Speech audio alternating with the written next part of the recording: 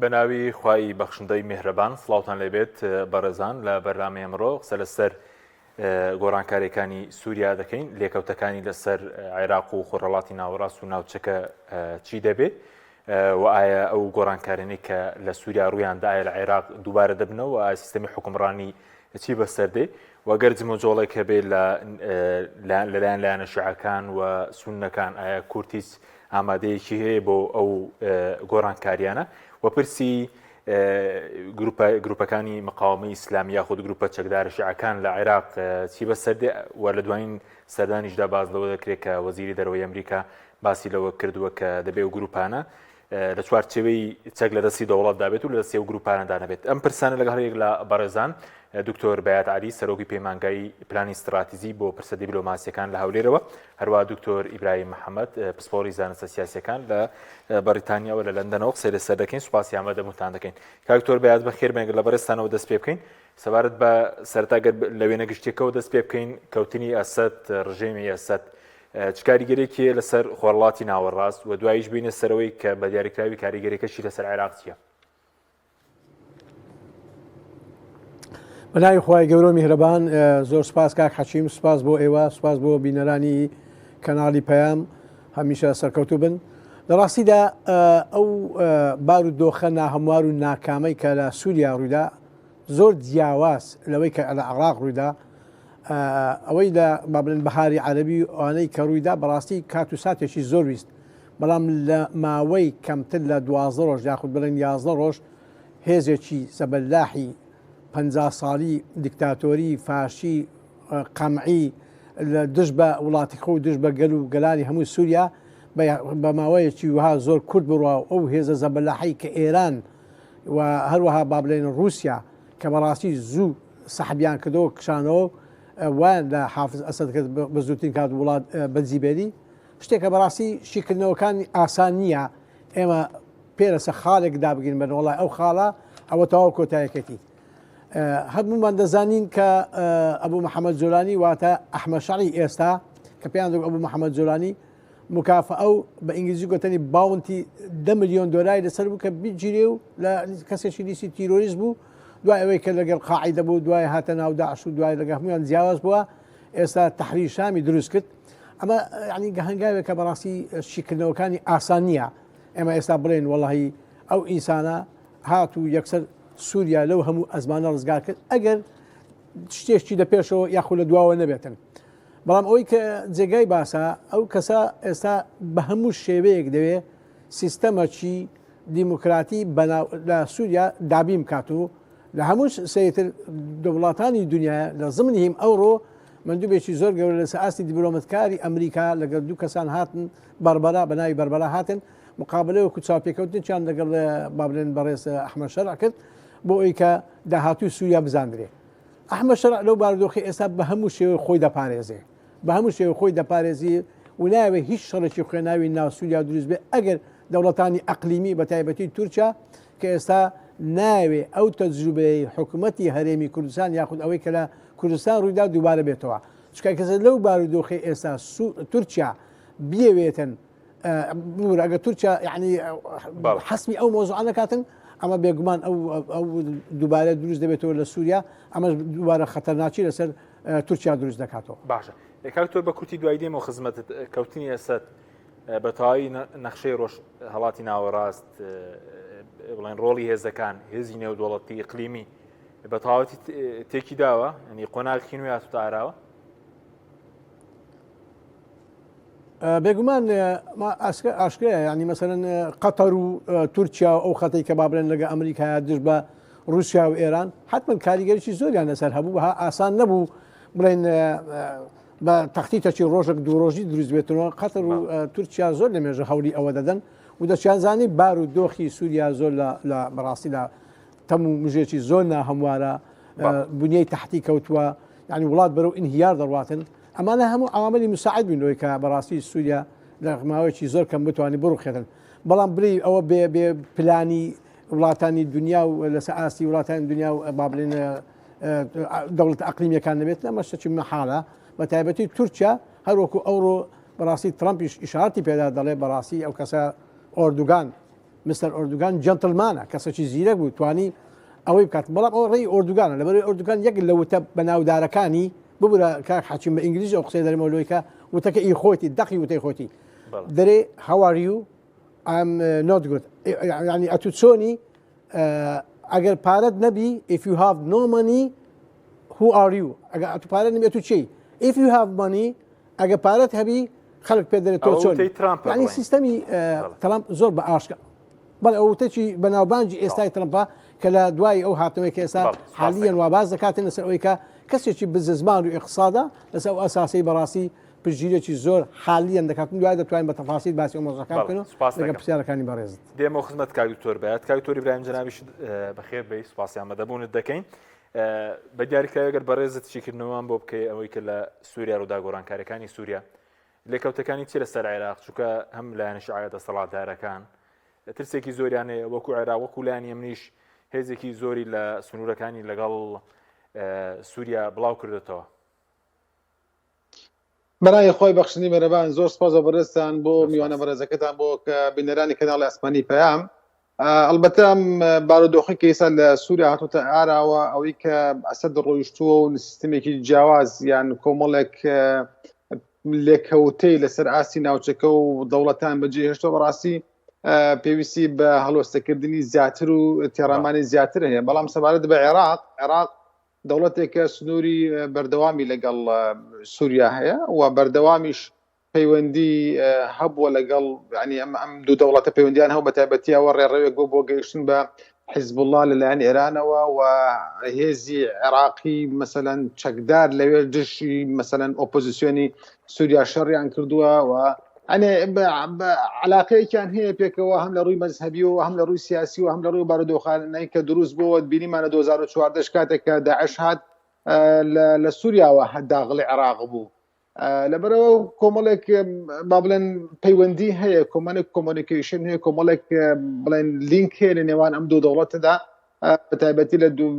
10 ساڵی ڕابردوو ئەگەر بگەڕێنەوە بۆ زیاتر بۆ 20 ساڵی ڕابردوو دوای ڕوخانی ڕژێمی عێراق سووریا دەستی هەبوو لە کۆمەڵێک لە ئەو تەقینەوانە و تەطعیمکردنی ئەو لایەنانەی کە مەسەلەن دانوز ئەزمموی عێراقی بۆ نمونە شکست بێنێت بەرحاڵ من ناچمە ئەو تەفاسیلەوە بەڵام ئەوەی کە لە ئێستادا مەسەلەن لێکەوتەی هەبێت لەسەر عێراق بریتە لە لێکەوتە لەسەر سیستەمە سیاسەکە لەسەر ئەو بارودۆخی کە ئێستا لە عێراقا هەیە لەسەر حکوومەتی عێراقی لەسەر پێکاتەکانی عێراقی لە بیرمان نەچێ ئەم جۆرە لە فەرمانڕەواییکردن یا ئەم جۆرە لە شێوازە لە حکومڕانێکی ئێستا بەنیازە دەبێتە ئاراوە لە سووریا پێدەچێت سوننە بن و سنەیش دوای 50 ساڵ زیاتر لە مەسەلەن لە حکمی ئەسەد دێنەوە سەر دەسەڵات جۆرێک لە با بڵێن مەزهەبگەرایی زاڵ و بەسەر ئەو دەوڵەتەدا لە هەم تۆڵەکردنەوە هەم پراوێزخستنی ئەوانی تر بۆیە لەوە ئەچیە بڵێن لێکەوتەی هەبێ لەسەر پێکاتەکانی عێراقیش بۆ نمونە سونەمان هەیە لە عێراقە سونە بەکەمترین شتێک لە ڕووی معنەویەوە بەم سەرکەوتنەی هێزی شۆڕژگەرانی سووریا و ئەو هێز ئیسلامی کە لەوێ سەرکەوتووە بەڕاستی دڵخۆشن و ئەم دڵخۆشش بۆ ئەسەر ئاستی جەماوەرە بڵێن سونە نشینەکانە و شارعی سونیە و هەروەها لەسەر ئاستی ئەو حیزبە سیاسانەیە کە بەشداریەکە لە ناو حکومڕانیە و وەکو تەقدم و خنجەر و کێ و ئوسامە و جێفی ئەوانە تریش کە ئێستا لە ساحەی گۆڕەپانی سونیدا هەن و هەروەها ئەو هێزە چەکدارانەیشی ئیسلامانێکی کە بە شاراوەی هەن شانەی نووسون ئەوەش بۆ ئەوان وەکو بڵێ هێز پێدانێکە لە ڕووی معنەویەوە بۆیە ئەمە بۆ سونە ئەمە ڕاستە کە بڵێن بەکەمترین شتێک ئەوان دڵخۆشن و ئومێدەخوازن جۆرێک لە ئومێدیان بۆ گەڕاوەتەوە کە بتوانن لە گۆڕانکارەکانی داهاتووی عێراقدامان پێگیان بەهێزتر و پشکیان لە پرۆسی سیاسی گەورەتر بێ بە دووریشی مەزانە لەوە چێ لە داهاتووە ئەوان بەنیازیەوە بن کە چۆن سونەیەک هاتوۆتە سەر دەسەڵات لە سووریا بە هەمان شێوە سونەیەکیش بێت بە فەرمانڕەوان لە عێراق کە من ئەمەیان بە دوور دەزانم بەڵام بۆی کەەوە ئەوان پشکی زیاتریان بەرگرن لەو چێکی ئەگەرەکان و لە سێنارە بەهێزەکانی ناو عێراق بەتایبەت ئەمە بۆ سونە بە کورتی بۆ شیعە شڵەژاوە شڵەژانێکی زۆر ڕووی تێکردوون و دووڕای جیاوازی هەبوو هەر لە سەرەتا ڕووداوەکانی سووریا و تاوکو ئێستا بەشێکیان پێیان وابوو کە دەبێت بچنە ناو ئەو پرۆسەی بەڵێن دژایەتیکردنەوە شڕژگەڕانەوە و بچنە ناو خاکی سووریا وەکو چۆنیش لەوێ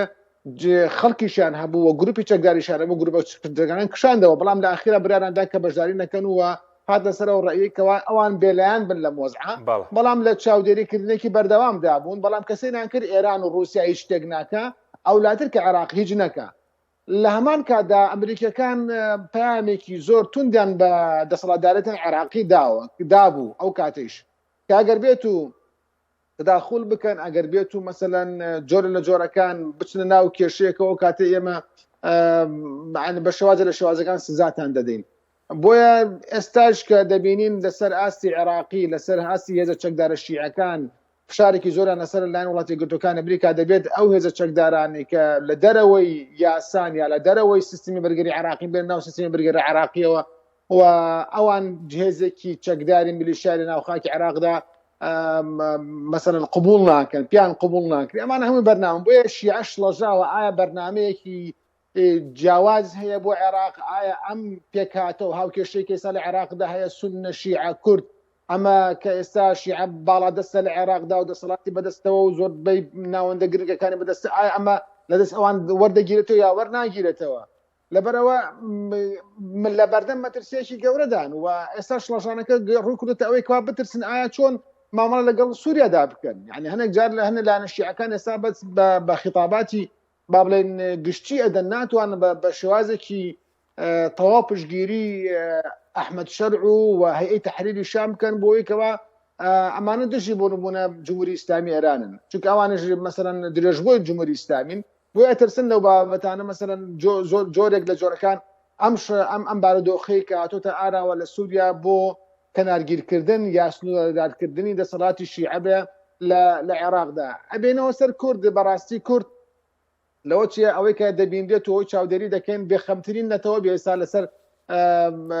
لەو بارودۆخانەی کە لەو شتانەی کە چاوەڕە دەکرێت لە ناوچەکە ڕوویداوە بە تایبەتی لە عێراق ئەگەر بێت و ڕوو بدا بۆ وتمان ئەوەشی ئەوە سونە بۆ شێوازە لە ڕووی دڵخۆشێک ڕووی تێکردوون جۆرێک لە جۆرەکان جموجوڵێکی دروست کردووە لە ناوانە وە شیعەش لەژاوە بەڵام کورد نەش لەژاوە و زۆر دڵیشی خۆشە بەڕاستی بەڵام لەوە چێ لەو بابەوە سێر بکەن کە مەسەلەن بۆ نمونە ئێستا دابەشبوونەکە لە هەرێمی کوردستان دابەشبوونەکە ئەوەیە کە زۆنی زەرد پارتی دیموکراتی کوردستان لەبەرەی وڵاتی یەکگرتووەکانی ئەمریکا و تورکیاوە حساب کراوە و یەکێتی نیشتیمانی کوردستان لەبەرەی ئێران و بەرەی مقاومە حساب کراوە بە جۆر لە جۆرەکان لەبەرەوە ئەتوانین بڵێن لە هەرێمی کوردستان دابەشبوونەکە قوڵە هێزێک پێی وایە کە ئەمە خراپە ڕوویدا بێت بۆ چونکە هاوپەیمانی بەشێک بۆ لە عێراقدا ئەومێن لەبیرنە چیکەتی نیشتیمانی کوردستان لە دوای 2016 بە بەردەوامی لە ناو هاوکێشەیەکدا بۆ کە ئێرانەکانی تێدا بووە و لەبەرەی ئێرانەکان پارتی دیموکراتی کوردستان بە بەردەوامی لەبەرەی ئەوا بۆ کە وڵاتی یەکگرتووەکانی ئەمریکا تێدا بە تایبەتی آخر هاوپەیمانی کە هاوپەیمانەتی بارزانی حەلبوسی سەدر ناسرا بوو بۆ پێگەنانی حکوومەتی زۆرینەوە فەشەلیشی هێنا و ئەمە بە دەستکیسەی غەرب دەزانرا بە حساب کرابوو لەسەر وڵاتی یەکگرتووەکانی ئەمریکا و ڕۆژاوە و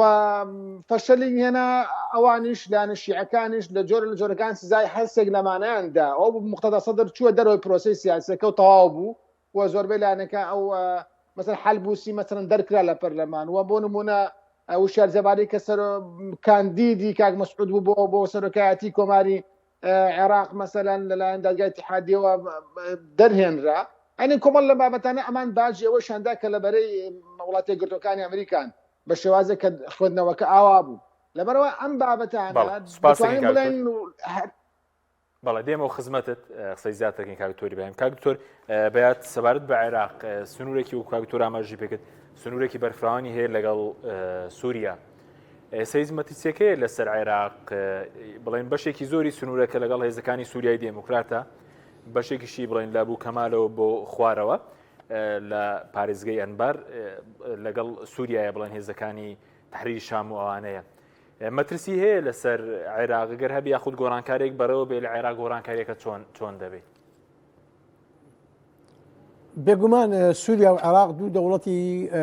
تاریخی هاوسەی یەکن بە درێژایی سەدان کیلۆمەتر هەزاران کیلۆمەتر ببوورە کاریگەری دەبێت قسەیەکەیە لە هەندێک شوێنانی وڵاتدارە ئەگەر لە ئەمریکا کۆخەیەکە بێ لە مەکسیک و نۆرز ئەمریکا پژمینەکە لۆیان دێ بەهۆی پژمینەکە تووشیان دەبێتن کەواتە ئەو تاڕادەک یعنی ئەوەی هەیە بڵێ تەسیری نەبێت تەسیرێکی زۆری هەیە ئەگەر ئەمە ئاورێکی بچووک لە مێژووی تاریخی چەند ساڵی دەیە ڕابردوو بکەینەوە کاتێک کە ئەفغانستان بە هەموو شێوەیەک لە مقاومەت بەرامبەر بە یەکێتی سۆڤێت ئەو کاتێکی هێزێکی زۆر زەبەلاح بوو یەکێتی سۆڤێت نەیتوانێت بکات دوای ئەمریکایەکان چون ئەمریکایەکانیش تاڕادەک شکستیان هێنا یعنی بە ناچاری ئەو هێزانە تەسلیمی ئیسلامی کلاسیکی کرا کە دەڵێم ئیسلامی کلاسیکی بۆ مانای نییە تۆزە خۆیان داڕشتەوە لە مەسائیدی بەناو کە بڵێن ئەوان تیرۆریستن و یاخود مافی خەڵکەکان نەدەنەوە مافی خەڵکەکان تاڕادێک بینەوە پێشاوی ئێستا ئەفغانستان یەک لە نمونە جوانەکانی وڵاتانی دنیاە کە بەڕاستی عەدالەتی ئیجتماعیەتەوە ڕەشۆی نێشتیتەوە یاسای کردە سەروەری هەموو شتێکەوە سووریان کە تەسلیم با بڵێن بەو ناوی تەسلیمی ئەحمەد شەرع کردووە ئەبوو جۆلانی ئەبوو محەممەد جۆلانی کردەوە ئێستا بەڕاستی ینی بڵین گۆڕانکاریەکی سەیر لە ئارادا هەیە بڵێ عێراقیش یەک لەو دەوڵەتانەیە کە بەڕاستی ئەگەر بێت و لەژێر کاریگەری تەواوی ئێران چکە هەر کاتێک ئێران کە دەستی با بڵێن لەگەڵ یەمەن و لبنان و بە تایبەتی حرەکەی مقاومەی فەڵەستینی و دوای عێراق و ئینجا سووریاش بە ملیارات میلیاران بەس بۆ نمونە بۆ سووریا 30 میلیارد دۆلاری سەرف کردە لە خلالی ئەو چەند ماوەی کە بەڕاستی خەڵکی گەلانی ئێرانشی لە برسان تووشی ئەزمەتی اقتصادی کردەوە و هەروەها نێشی توانی تاڕادێک سەرکەوتن بەدەستبینی مەسەن تۆ ئەو هەموو ساڵە ئیش بکەی وها بە ئاسانی بە دەڕۆژ ئاگەر لە چین نەبێتن و لە ناکاوەک ئەو شتە دروست بێ دیارەوە لە سیاستدا ینی بەڕاستی تۆزێک ینی تووشی شکستی هاتی ئەوە خاڵی دووەم ئەگەر تەمەشا بکەین ئیسرائیل یعنی کاتی خۆی تقریبا پێش ئەو 11 ڕۆژە دوو خەریتەی پیشانی سەرجەم جیهانیدا گوتی گۆڕانکاری لە منتیقە دروست دەبێتەوە ئەوەی کە جێگای سەیرە تا ئێستا زۆر کەس هەستی پێ ناکردووە شەرع ئەحمەد شەرع دەیەوێتن وڵاتی سووریا بکاتە وڵاتێکی سیستەماتیکی بەڵام لەلایەشەوە ئیسرائیل تەفر و توونای بنیەی اقتصادی بنیەی عسکەری بنیەی تحتی سووریای کردووە واداشکە بە بەردەوام لە یەمەن و لە حوسیەکان دەداتن لە زۆر شوێن داتەوە بۆی عێراقیش ئێستا بەڕاستی ئەوەی هاتوتەوە کە کاریگەرکی زۆر لەسەری بێتن سەرکەوتنی بەدەستێنە فەشەلینە بەڵێ ئەگەر گۆڕانکارێک ڕووبدا لە عێراق ئەو کاریوری ژاماژەی پێکێت گۆڕانکاریەکە چۆن دەبێت پێ وایە ئەگەر گۆڕانکارێک بەڕێوە بێ چکە سوودانی ئەمڕۆژ سەردانی مووسڵی کرد بوو باسی لەو کرد بوو کەمە تسیەکانیان ڕەواندوتەوە قسەی خۆی بوو ئەگەر گۆڕانکارێک ڕووبدا لە عێراق چۆنە ینی گۆڕانکارێکە بە چه ئاراستەیەکە بێگومان گۆڕانکاری ئەگەر ڕوو بدا ئەمجارە بەڕاستی دووبارە نۆرەی سونەکانەوە ئیش دەکەن و مؤتەمەریان هەیە و هەموو دووبارە لەژێر زەخت و فشارێکی با بڵێن نێو دەوڵەتی دانەوە ئیشکەنەوە لەبەرێ وەکو باسمان کرد ئێران شکستێکی زۆر گەورەی بە هەموو ئەو جوولانە هێنا کە لە ناوەڕاستەدا هەبن ناوەڕاستی با بڵێن ڕۆژهەڵاتی ناوەڕاستدا بن بۆیە ئەمجارە تورکیا وەکو لاعیبێکی ئەساسی کە دەوێت دەوری خۆی بینێت بەڵام کێشەمان لەوەیدایە تورکیا لە ئۆردوگانیان پرسی باشترین کورد لای تۆ چێە وتی ئەو کەسانە کە ناو قبرن تورکیا بەڕاستی بە ئۆردوگان و بە هاکان فیدانەوە ئەو ڕۆژکە دانیشتون لە مؤتەمەرەکەی ئەگەر جەنابتان زانیاریتان لەسەر هەبێتن یەکەم شتیان باس لەوە دەکەن ئێمە دەمانەوێت ئەمنی تورکیا پارێزن ئەمنی تورکیا سیا و منەظەمەی پەیەدا خۆت باش دەزانیتن کە پەیەدا ڕێکخراوەکە تاڕادەک یعنی تعاتفەکی لەگە پەکەکەی بەڵام لەژێر کاریگەری پەکەکە نیە ئەوە خاڵک تێبینەکەم لەسەر بەڕێزی قسەی کاک دکتۆر ئیبراهیم هەبوو کە دەڵێ یەکێتی نیشتیمانی کوردستان لە بەرەی با بڵێن ئێراندایە بەڵام یەکێتی نیشتیمانی کوردستان دەیان ساڵە بازی ئەوەی دەدا کە لەگەڵ ڕۆژئاوای کوردستان بەڕاستی هاوکاریەک و تعاملێکی زۆر باشی لەگەڵ تا ئێستاش ئەو هاوکاری بەردەوامە کەواتە یەکێتی لە دوولایەنەوە ئیشی کرد لایەنێک بە حکومەیە کە سونی لە ئێران نێزیکە و لەژێر هەژمووی ئێراندایە لایەنەی لەگەڵ ڕۆژئاوای کوردستان تعاملێکی بەڕاستی زۆر هاوکاریانەی کردووە بە پێچەوانەوەی کە پارتی ئێستا هەسەدەی ناتوێ دەیە لەگەڵ ئەو هێزە تیرۆریستان و ئەو هێزانەی کە بابرن بە ناوی نووسرە ئەوانە بەڕاستی تەنها بۆ دژایەتی و دابشکردنی کورد چونەوێ دەرێ بیانەوە ئەزمەکان کاول وێرانکەنەوە ئەگەر ئێمە سیر بکەین قووەتی ئەم با بڵێن تورکیا ئەمڕۆ تا ڕادەک شەڕێکی زۆر گەورەش ڕوویدایە تا ئێستا وا بزانام شەڕەکە بەردەوامە بەڵام ئەو هێزانەی کە بە پێش تورکیا دەکەون تورکیا سیاسەتێکی نوێ ئەمریکا بەکاری نایە باشترین حاڵەیە کورد بە کورسن بداتنەوە بۆیە ئەمن ئەوەی دەبین ئەو گۆڕانکاریە لەگە سوالەکەی جەنابەت تۆزش لە مۆزوعەکانات لاماندا ئەو گۆڕانکاری کە لە عێراق ڕوودەدا گومانت نەبێتن کە گۆڕانکاریەکە زۆر نێزیکە بەڵام جارێ تا ڕادەک ماوە لەبەرەوەی کە سووریا ئەگە سەرکەوتن بەدەستبێنێت دووبارە عراق دەکەوێتە ژێر هێزێکی ئیسلامی سنی معتەدل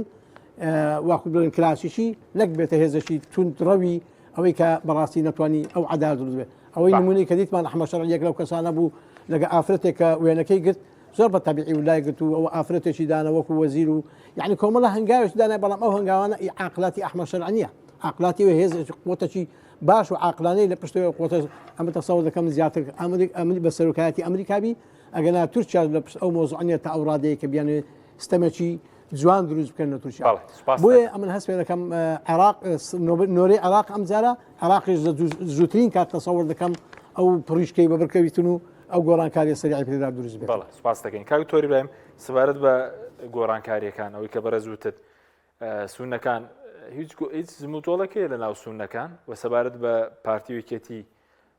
کەوتت ئەوان بێخەمن لەو گۆڕانکاریانە بەس پارتی بۆ نمونە لەو ماوەیەدا پێشتر بەو شێوە نەدەوێران قسە لەسەر کەرکووک بکەن مەسروور بارزانی لەو ماوەی هەونراوەیەکی بڵاو کردبەوە لەسەر کەرکووک مەسعود بارزانی بەیاننامەیەکی دەرکردبوو باسێەوە کردبوو لەو ڕۆژانە کە لە عێراق سیستەمەکە فەشەلیە ناوە و گروپی دەرەوەی یاسا هەیە و ئەوانە جموجۆڵێکیش نییە لەلایەن پارتیەوە البته جموجولێک نابیم لە نێوان پارتی دیموکراتی کوردستان و یەکێتی نیشتیمانی کوردستان بۆ ئامادەیی بۆ قۆناغی داهاتوو لە عێراقدا بەڵکو ئێستا بڵێن گاپەکە بۆشایەکە لە نێوان پارتی یەکێتیە فراوانە گەورەیە ئەوان ناتوانن لە ناو پەرلەمانە سەرۆکایەتی پەرلەمان هەڵبژێت ناتوانن قسە لەسەر کابینەی دەیەم بکەن کۆمەڵێک خطابی ئاگرینیان داوە لە کاتی هەڵمەتەکانی هەڵبژاردان وسا نازان چۆن لەگەڵ واقعەکە بگونجێننەوە و بێخەمێکی زۆر هەیە ئەگەر تۆ نتوانانی پەرلەمانەکە کۆ ببێتەوە و سەرۆکاتی پەرلەمان هەڵبژێری نتوانی مەسەن حکوومەتێکی دروستکەی چۆن نتوانیت بۆ سیناریۆکانی ئایندە وجودت هەبێت بەڕاستی ئەمە بەداخەوە دەڵم بەداخەوە دوای 2023 زۆر هەندی زێرن هاتۆتە پێش بۆ کورد لە هەرێمی کوردستانە بەڵام نەمانتوانی ئیسفادە لێ بکەن وەکو پێویست و نەتوانراوە قۆناغی پرۆسەی ڕزگاری خوازی کورد برێتە پێشەوە بەڵکو بەرەو دواوە ڕۆیشتوێتەوە هەر بەنمونە ئەوەی کە لە 2023 پارتی یەکێتی بە یەکەوە چوون بۆ بەغدا ئێستا دوو ئەجێندای جیاوازن وەکو من لەسەر قسەکەی دکتۆر بەیاد مەبەستم ئەوەیە کە بەڕێستیان لەوە چێ باش بزانن کە لە تەشکیلکردنی حکوومەتەکەی عادل عەبدولمەهدی و دوای ئەوەش تەشکیلکردنی حکوومەتەکەی ئێستای محەممەد شیاع سوودانی هەموو ئەو لایەنانەی کە لەبەرەی ئێراندا بوو یەکێتی نیشتیمانی کوردستانی تێدا بوو و هەموو ئەو لایەنانەی کەشی کە لەبەرەی با بڵێن وڵاتی یەکگرتوەکانی ئەمریکا بوون ئەوان پشتگیرانەکرد بە شێوازێکی خێرا پارتی دیموکراتی کوردستانی تیا بووە و چوارچێوەی هەماهەنگی بەڕاستی ئیتاری تەنسیقی کە دروست بووە مەسەلەن یەکێتی نیشتیمانی کوردستان ئەندام بۆ تایە بەڵام لە پارتی دیموکراتی کوردستان لەگەڵ حەلبوسی و سەدرا بووە یعنی لەبەرەوەی کە من ئەوە دەڵێم دابەشبوونەکە قوڵە ئێستا مەسەلەن جاران یەک ئەجەندا هەبوو کە چوونە بەغا بۆ قسەکردن لەسەر دەستوری دوو ئەجەندا و دوو دنیا بینی جیاوازیە لە بەغا بۆ کورد ئەگەر تۆ نتوانین لەناو خۆدا یەک گوتاریەک دروستکەی ئەگەر عەقڵەتێکی سیاسی ئەوەندە بەهێزت نەبێت کە تەجاوزی حیزبایەتی و عەشرەتگەری و ناوچەگەری و زۆنەکان بێنی چۆن نتوانین مەسەڵەن تەعامل لەگەڵ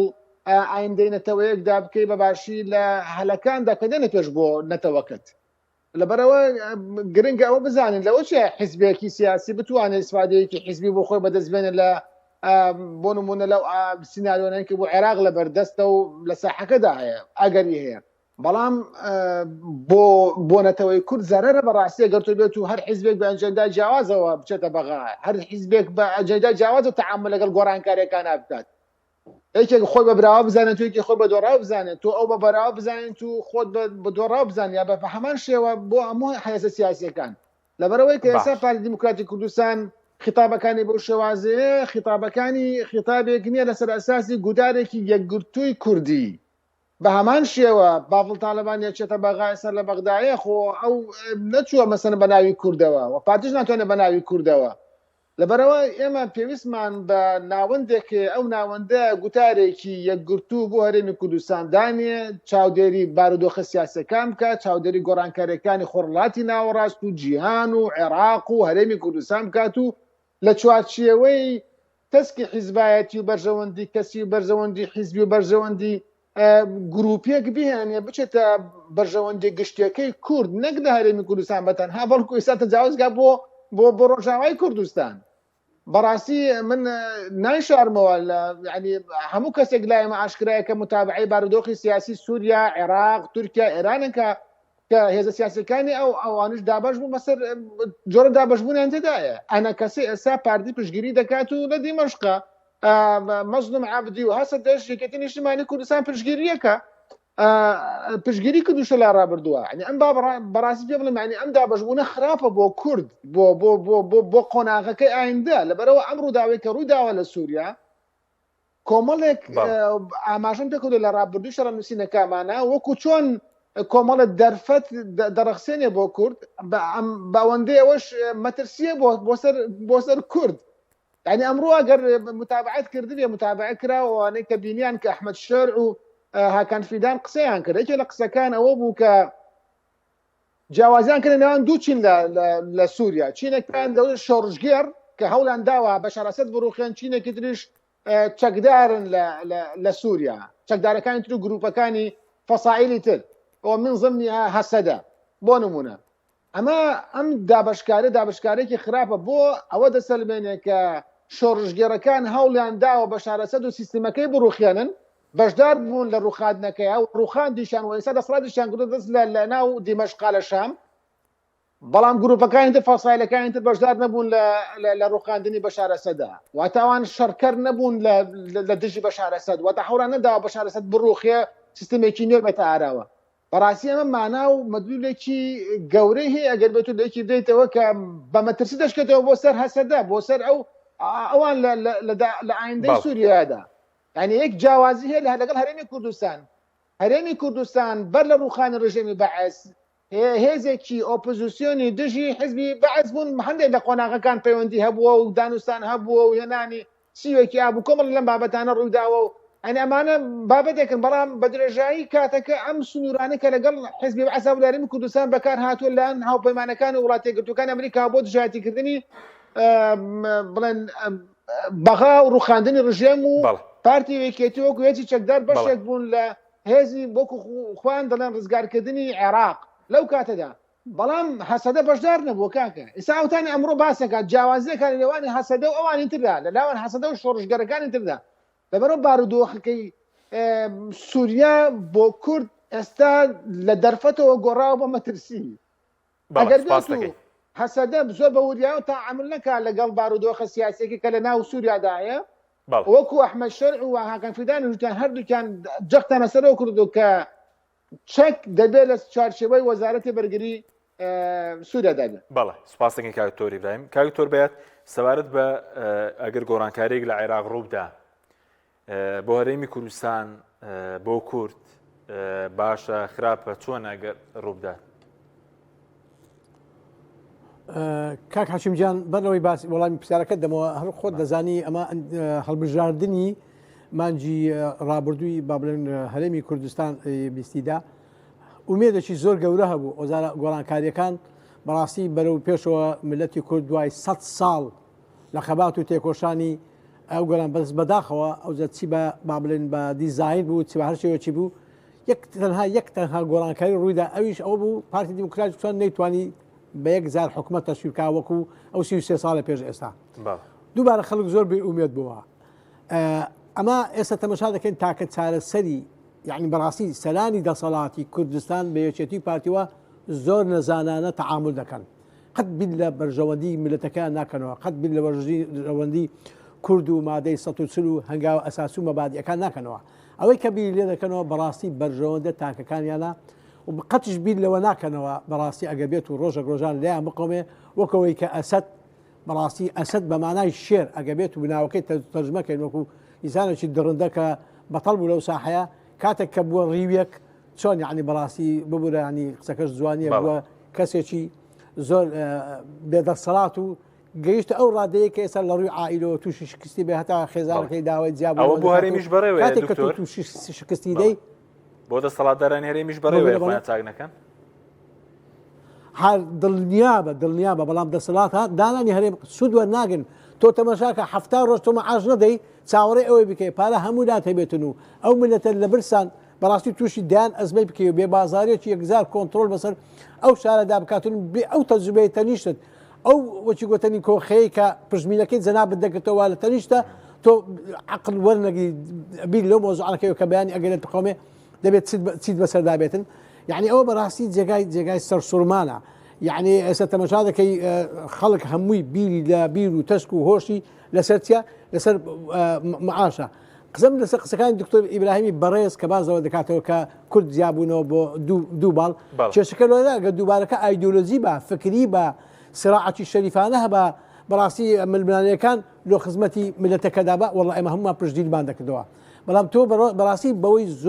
زۆر خەفەتباری کە دوای 100 ساڵ لە تەقسیماتی کوردستان جارش کە ئێستا تورکیا بێتەوە بێ ئیمپراتۆرتی عوسمانی لە منتیقانەوە دەست پێ بکاتەوە کۆی کە ئێستا دەیکاتەوە و بە پاڵپشتی نێودەوڵەتیش بەڕاستی بەڵام لێرە ئەمن یەک ئەمەل ئومێدم هەیە ئەو حاڵەتەی کە ئێستا ڕوو دەداتن بەرامبەرەوەی کە ئەمریکا ئەگە 2011 مبورە 21 ئەگە ترامپ بێتە سەر حکم مانای کۆتایی هێنانە تا ئێستا لە کۆنگرس و لە مەجلیس شیوخ و لە ئەندام کۆنگرسەکان حتا بە جمهوریەکانەوە جگە سەرباری دیموکراتەکان ئەوە نییە ترامپ قەرارێک بدات و قەرانی کۆتایی بێتن بۆی کە پشتگیری ملەتی کورد نەکرد ملەتی کورد پشتگوێ بکردەوە ڕاست ئێستا دەسەڵاتی بایدن تا ئێستا مانجێ تقریبا 25 ڕۆژێکی ماوە لەسەر حکومە تا دوێنێش بۆ ڕۆژ ئاوا هەر چەک و ئەسیحە بەڕێوە هەیە مانای ئەوە نییە کە ترامپ دژی بایدن بێ خود جمهوریەکان دژی ئەو بن لە سیاسەتی خارجی یەک سیاستدا هەیە خۆیان نزان چەکەن بەڵام هەموو کاتێک ئەوەی کە ئەوڕۆ رووسیا ڤلادیمیر پۆتین پیشانیدا کە دەڵێ دەبێت کوردەکانی باکوور مافی خۆیان وەرگنەوە ئەوە بەڕاستی وەرەقەیە کە پیشانی تورکیای دەدا هەر کاتێک ئەتۆگەت و واز لە سوودانەبەری هۆکاری شکستی رووسیا بە دەرەزێک لە ئێرانیش تورکیا بوو لە سووریا ئەو دەورە گەورەی هێنا بۆ ئێستا من وای دەبینم ئەو تەسیراتەی کە لەسەر کوردستانیش بێتن بەڵێ زۆر بە خراپیش تەسی دەبێتن و ئەو ڕۆژەش نزیکە دڵنیابە تۆ مادەم وێ پاڵپشتی بە قەراری دەولی قەراری ئەقلیمی ئیش دەکەی و تۆ دەتەوێت کێشە لەو بەرێژ دروستکەی کە ڕۆژ ئاوایە کە ئومێدێکی زۆر گەوری هەموو لایەکمانە و هەممان دەبی خەمی بۆ بخۆین نەک لە ئێسامەلۆی دانیشتن کە دژایەتێک بگاتە ناو ملەتەکەمەش ئەو دوو بەشێکی دکتۆر ئیبراهیم بەڕێز باسی کرد تاسی لە ناوی ئێمەش بکات و ئێمە حالیەن ڕاوەستی بەشێکمان دش بە قەسەدە ئیشکن بەشێکمان هەسەدە بکەین بەڵێ ئەگەر گۆڕانکارێک بەڕێوە بێ لە عێراق لە سەراستی عێراق بۆ کورد باشە خراپە ئەوەی کە کورد بەرەستێناوە لە عێراق لە دەستور لە پۆستەکان زیاتر بەرەزدێنێ گەر گۆڕانکارێک ڕووبدا لە عێراق چۆنە بێگومان هەر گۆڕانکارێک لە عێراق ئەتو بەشێکی لە عێراق بە پارتی و بەیەکێتیەوە تەمەنا دەکەن عێراق ئەگەر ئەجندای تورکی لێ دەربینی لۆ بە تایبەتی بەشەکەی ئێرە بە پارتی دیموکراتی کوردستان یعنی بەڕاستێت تۆ هیچ شتێک نییە هیچ سیادەکەت نییە هیچ سەروەرێکی لە وڵاتەدا نمایە بۆیە من هەر گۆڕانکارێک لە عێراق دروست بێ بەڕاستی یعنی ڕاستە و خۆ تەسیل لێرە دەکاتەوە بەڵام ئەمەن یەک شت باز دەکەم لۆ دیفاعن لۆ ملەتی کورد خەڵکی کورد بە شکلێکی عام بە شێوەیەکی گشتی زۆر باشە خەڵکەکە بەڕاستی بە تەحملە خەڵکەکە چاوەڕێ دەکات ئەوەی کە هەڵا دروست کرا لە نێوان ئەو بەرەی کە ئێستا ناو کوردستان هەیە تەنها ئۆپۆزیسیۆن تا ئۆپۆزیسیۆن یەکگر نەبێ تا ئۆپۆزیسیۆن نێتە سەرخەت هەمویان بەیەکەوە بەرەیەک دروستکەن دژ بەو دوو دەسەڵاتە بەڕاستی ئەو دوو دەسەڵاتە ئەمن لەو قەنەعەتەمە ئەگە بێت ئەوزارە پەرلەمانەکەت دروستکەنەوە لە مەحکەمەی ئیداری بەغدا دوورکەونەوە بەڕاستی 10 ساڵ کە ئەو ملەتە تووشی نەهامەتی دەکەن تووشی وەس و بار و دۆخی زۆر خراپ دەکەن یعنی باشترین نمونونەکە حاچیم لەوانەیە کەم کەس ئەو معلوماتێنمێت تا ئێستاشە ئەو لەحزەیە کە قسە لەگە دەکەم ئەو نەخۆشخانانەی هەولێرە ئەوە نەخۆشخانەی جمهوری ئەوە نەخۆشخانەی بابلێن ڕزگاریە ئەم باسی هەولێر دەکەم چکە بە خۆم ئاگادارم مختبەر مرکزی هەمووی وە بە تعمیراتێکی زۆر بە قووەت بە پارێکی یەکزار زەبەلاح بەڵام لە ئاخری دەدێتە کەرتەچی تایبەت لۆ یەکێک لە کوڕەکانی دەسەڵاتدار کە بەیانی بەڕاستی ئەو ملەتە هەرچی لە ناو قوڕگتە هەرچی لە ناو ژیرفانتە هەرچی ناو ماڵتە هەموو لێ دەربینەوە بەڕاستی دەسەڵاتێکە بە تەواوی دژوە گەلەکەی خۆی و نەتەوەکەی خۆی و خەڵکەکەی خۆی ڕاوەستاوەتەوە بۆیە هەر گۆڕانکاریەک لە عێراق دروست بێ هیچ گومانت لەوەی نەبێ کە بەڕاستی پروشکەکە کوردستانیش دەگەێتەوە بە هیوایەوە ئەو گۆڕانکارە لە کوردستانیش دروست بێتون بەڵکو خەڵکەکە بەرەو بەڕاستی حەسانەوە دێن بەڵێ سوپاس دەکەم کاکتۆر بێت کاکتۆر برایم سەبارەت بە بڵین ئەوەی کە کاکتۆر بێت باسی کرد ئێستا پێشتر ڕۆڵی ئێران لە ناوچەکە لە عێراق لە سووریا بەهێزتر بوو ئێستا باز لە هاتنە پێشەوەی ڕۆڵی تورکیا دەکرێت ئەمە بۆ کورد باشە خراپە چۆنە ینی ڕۆڵە ئیقلیمێکە بێگومان هەر گۆڕانکاریێکی قلیمی بێدرەنگدانەوەی دەبێت لەسەر پێگەی کورد و کاریگەریەکانی کورد بۆیە لاوازبوونی ئێران لە ناوچەکە بەتایبەتی لە سووریا و لوبناان کاریگەری دروست کردووە لەسەر پێگەی خودی ئێران خۆی و پێم وایە بەمەشەوە ناوەستە پێم وایە ئێران دەبنەوە سنوورە جوگرافیەکەی خۆی تر ئەو پلکێشەی کە لە ساڵ 1970 بە دواوە بە ناوی تەزیرکردنی سەور و ناردەدەرەوەی شۆڕشەوە تۆزێک سنوورداری دەکەنەوە پێم وایە ئەو شێواز ئێرانی پێش سووریا و دوای سووریا یەک ئێران نابێ و خۆشان چاگەمە ئەزان و ئەمەش کاریگەری لەسەر پێگەی وڵاتە دروست کردووە بەڵام بۆ هاتنە ناوەوەی ینی ڕۆڵی زیاتربینینی تورکیا لە ناوچەکە بەڵێ ئەمە کاریگەری دەبێت لەوە لە کەوتەشی دەبێت لەسەر کورد بە تایبەتی بۆ نمونە ئەوەی بینیمان ئێستا لەگەڵ حەسەدە لە ڕۆژئاوا کاریگەری بۆ فشارێکی زۆر کراوەتە سەر حەسەدە لەو منتیقانە و لەوە چێت لە کۆتاییدا ئەگەر بێت و بۆ نمونە ئەگەر کورد بە تەمای وڵاتی یەکگرتوەکانی ئەمریکا بێ وڵاتی یەکگرتوەکانی ئەمریکا لە ناوچەکە سێنەتەوەی سەرێکی دەبینێت مەسەڵەن تورک دەبینێ و فارس دەبینێ و عەرەب دەبینێ و کورد دەبینێت و لاواسترین نەتەوە وەکو نەتەوە لەم ناوەندەدا بریتیە لە کورد وەکو دەسەڵاتی سیاسی و دەوڵەتی تورکیا ئابینێ ئەو دەوڵەتانی عەرەبی دەبینێت سعودیە دەبینێت مەسەڵەن ئیمارات دەبینێت قەتەر دەبینێت میسر دەبینێ لەبەرەوە کە کاتێک دێتە سەر مەسەڵەن ئەوەی کە بزانانی هاوکێشەکان بەلای چێدا دەڕوات کوردێکی لاواز هەڵ نابژێرێت وڵاتی یەکگرتوەکانی ئەمریکا لە دیپلۆماسیەشیدا ئەوە ئازایەتی نییە کە تۆ بێیت دەست بۆ هاوپەیمانیتی لەگەڵ لاوازترین کەسا بکەیت لەبەرەوە وڵاتی یەکگرتوەکانی ئەمریکا باشەوە زانێت لەگەڵ ئەوەی لە ناوچەکە چاودێرێکی چڕەکات زۆر بەلایەوە ئاسایی یعنی زۆر بەلایەوە ئاسانە بۆ نمونە دەست لە کورد بەردا بڵێ خۆ من چی ئێوە لە چوارچەوەی سووریادا خۆتان ڕێک خەنەوە سووریایکی نوێیە بە شارەسەد نەماوە و ئێوە مافەکانە دابین دەکرێت جاران ئەگەر بۆتان نەبوو بێت بەشە لە کورد ئەسڵ هەر جنسێکی سووری هەبێت دەسەتوان جنسێدان هەبێتوان وەزیرتان هەبێتوانن ئیدارە ناوچەکانی خۆتان بکەنە چوارچەوەی سووریایەکدا ئیتر منتان بۆ چێ پێویست بە من ناکە لەبەرەوە تورکیا هاتنی بۆ سووریا بەو شێوازە بێگومان بە لەوەی کاریگەری دەبێت نەک لەگە سووریادا بەڵگو لەسەر هەرێمی کوردستانی خۆشمان لە ئایندەدا بۆی ئەمە ترسەکە ئەمە ئەگەر بیگەێنم بەڕاستی لە ئایندەدا گۆڕانکاری ببێ لە عێراقا هاوکێشەکان بگۆڕێن تورکیا ڕۆڵی زیاتری پێدەدرێت لە عێراقەوە گوچۆن لە سووریا پێدرا بەڵام بە هەمان ئاستنا ئاستەکەی جیاوازە ئەم جارە بە ناوی تورکمانەکانی کەرکووک و ئەو تورکمانانی کە لەوێ هەن ئەتوانێت مەسەڵەن کۆمەڵێک کاریگەری دروستکە لەسەر عێراق و دوور نییە ببێتە هۆی دەسەڵاتداری ینی بێتە هۆی ئەوەی کا فشارێکی زیاتر لەسەر هەرێمی کوردستان دروست بێت وەکو چۆن لەسەر ڕۆژاوا دروست بووە ئەوەی ڕۆژئاوا جیاوازە دەستور پشتگیری ناکە کە شێوازە لە خۆسەری بەڕێوەبردن هەبێت لەوێ مەگەر دەستورێکی تازەدانن بۆ سووریا لەو دەستورەدا بنووسێت سووریا فیدراالیە و ناوچەیەکی فیدراالی بدرێت بە ئەوان کە ئەمە باوەڕ ناکەم متەوەقعی بێ بەڵام بۆ هەرێمی کوردستان لە عێراقدا بەڕاستی تورکیا کاریگەری دەبێت لەسەر شێوازی مامەڵەکردنی کورد لەگەڵ ئەوانی تردا باشە بە کورتی کەمتر لە خولەکێک وەکو لە سەراسی عێراق ئێستا ئیزاوەکارێکی فەرمی ئەمریکان هەیە بۆ هەڵوەشانەوەی حاشد و شیعەکان یعنی ئەوە چاوەڕوان کراوە لە دەسەڵات دوور بخرێنەوە بە کورتی بێسپاس دەکەن ئێمە دەبێت جیاوازی بکەین لە نێوان دووشتا لە بە نێوان حەشتی شعبی لە نێوان کۆمەڵە میلیشیا لە دەرەوەی حەشتی شعبی بریتێت لە بەشێکە لە ئەنزیمەی بڵێن سیستمی بەرگری عێراقی بە قانون و دروست بووە بەڵام کۆمەڵی میلیشیای دەرەوەی ئەوان هەیە ئەتوانێت مەسەڵەن ئەوان هەڵبۆشێنرێتەوە و ئەتوانێت شێوازی حەشتی شعبی و ناوەکەی گۆڕانکاری تێدا بکرێ بۆی کەوە ئایا گۆڕانکاری دەکرێت لە عێراقدا من پێم وایە بەڵێ عێراق یەکێکە لەو دەوڵەتانی کە مرەشەحە وەکانی دەبووی کەوا گۆڕانکاری دا بکە چونکە دوای 21 ساڵ لە دوای ڕوخانی ڕژیم ئەم سیستەمە نەیتوانی وەک گەڵاڵە بێ لە ناو عێراقدا سونە لێ ناڕازیە کورد لێ ناڕازیە